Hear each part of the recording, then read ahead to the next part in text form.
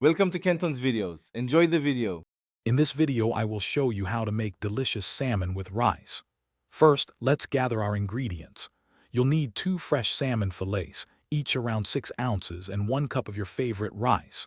For seasoning, grab some salt, black pepper, garlic powder, and a fresh lemon. Don't forget a good quality olive oil and some fresh dill or parsley to finish. Having everything ready makes the cooking process smooth and enjoyable. Now let's get everything prepped. Start by rinsing 1 cup of rice under cold water until it runs clear, then cook it as directed on the package. While the rice cooks, gently pat your salmon fillets completely dry using paper towels. This step is crucial for achieving that perfect crispy skin. Next, season both sides of each salmon fillet generously with salt, black pepper, and a dash of garlic powder.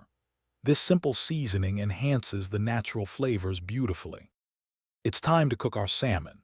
Heat 2 tablespoons of olive oil in a non-stick skillet over medium-high heat until it shimmers. Carefully place the salmon fillet skin side down in the hot pan. Cook for about 4 to 5 minutes until the skin is beautifully crispy and golden brown.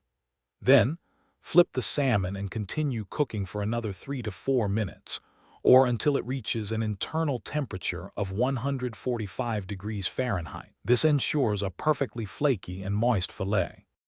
Finally, let's plate our delicious meal. Fluff the cooked rice with a fork and divide it evenly between 2 plates, creating a nice base. Gently place a perfectly cooked salmon fillet on top of each bed of rice.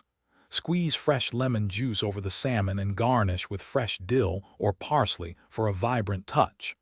This simple yet elegant dish is ready to enjoy.